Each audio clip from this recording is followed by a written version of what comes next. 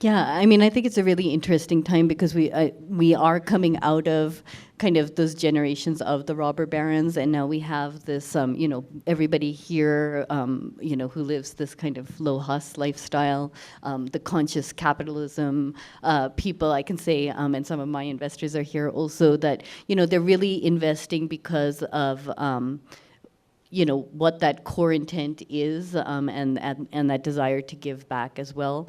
We were discussing earlier, though, you know, have we seen examples of that work? And I think we're starting to see examples of it work, but we're really in the midst, I think, of kind of creating a new model.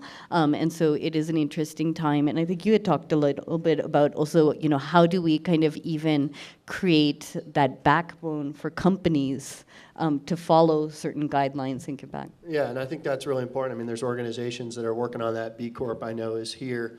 We're a B Corp, and you know, organizations like that are trying to build, like, what is the corporate governance behind that, so that it's not just you know, an ethic or a morality that we have as business people, but it's actually something codified into the business. And I think that's really important because we are kind of creating the model as we go, and we actually don't know what the right answer is yet. Yeah, and you know, I think also their companies kind of come up with these cause-related marketing campaigns, which were big a long time ago. I mean, I think what your companies are doing, you know, at their core, really are kind of giving back, whether it's the supply chain or ingredients.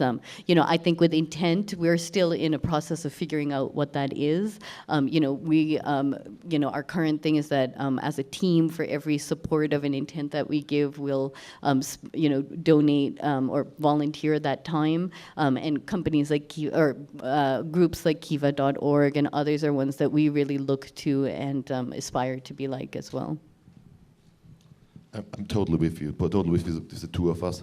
You see, my business, the textile business, is a really worse industry, really bad industry. So it creates poverty all around the world. It pollutes farming ground, pollutes people working for it, and it's really awful. So what we do, we don't donate, we try to prevent poverty. And I have a couple of examples with me. So we have a organic cotton project in Burkina Faso, and we pay these people working on the fields 40% over the world market price for conventional cotton. It's 20% as a fair trade premium and 20% as an ecological premium. And this helps them to live a normal life. So if they normally work in the cotton business and they are pressed by the world market prices, they can't live a normal life with their families. And I've been to Burkina Faso this year and had an interview with an older woman, and I asked her, okay, what really changed to you? She said, she was not talking about the money they got. They said, okay, we are much healthier now because they don't run around in pesticides and insecticides and doing conventional cotton. And she told about a kid which died because the baby at fruits fallen down on the cotton field. And this is really horrible. And if you don't know that, you can't imagine what happens over there. The poverty driven by cotton is really big all around the world. And so we try to integrate this project in our supply chain so that our sourcing becomes kind of a social business. And I have another example from Nepal. Okay, there we work together with leprous people, and we taught them how to produce organic silk scarves, and during Christmas time we are selling many scarves in our Christmas catalog, and it helps them to have a better life. They are established in their community where they live in Kathmandu, and they can take care of themselves. Normally they would sit outside and begging. And I have a third example. This is a real new one. Bangladesh, who knows Mohamed Yunus from you? He is a founder of the Grameen Foundation, and he's a recipient of the Peace Nobel Prize in 2006 for microcredits. And the worst land for textile production is Bangladesh. It's worse than China. It's unbelievable something could be worse than China, but it's Bangladesh. And he had Graham Knitwear, this company over there, who has really high social standards. And I met him in Berlin, and we agreed, okay, we have to do something together to produce an organic T-shirt under social standards in Bangladesh. And this really works, and I'm very happy to have such a great partnership. And this are the idea of HES Natur, to create partnerships, create projects, to make new role models for the industry. And this worked since the last 30 years.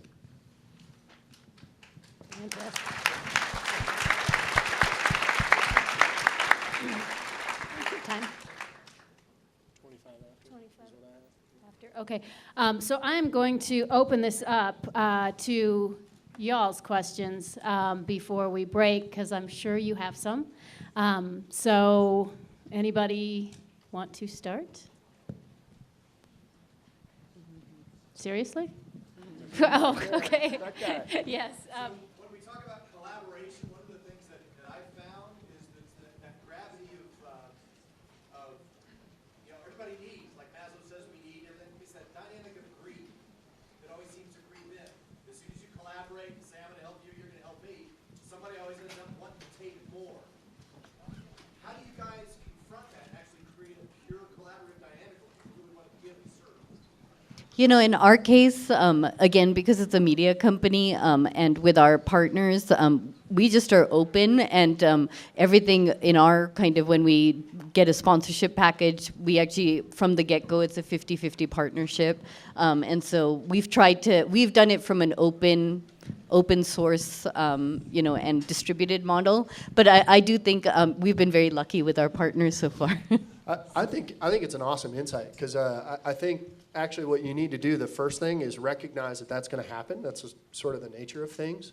And then you need to try to design the model in a way where it's okay, right? That, yeah, we want to collaborate, and yeah, I'm going to try to get the best possible deal that I can here, right? And when I talked about an intermediary, that's one strategy that we've seen that works a little bit, where you have a person that kind of represents, is kind of the arbiter of like how this is going to work. You try to get what you can down contractually so that can sort of naturally occur, and it doesn't derail the collaboration to a point where you have to abandon it, which is, we've landed on both sides of that with different projects we've tried.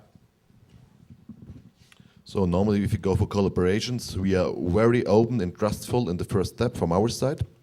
And if feeling changes, that maybe the partner is not that authentic that we are, we try to have a little control about the process, and then even skip the partnership or go along. So it's openness, trustfulness, and control. Very German. But they're good Germans, yeah. Yeah, they're sensitive Germans. They're good ones, yeah.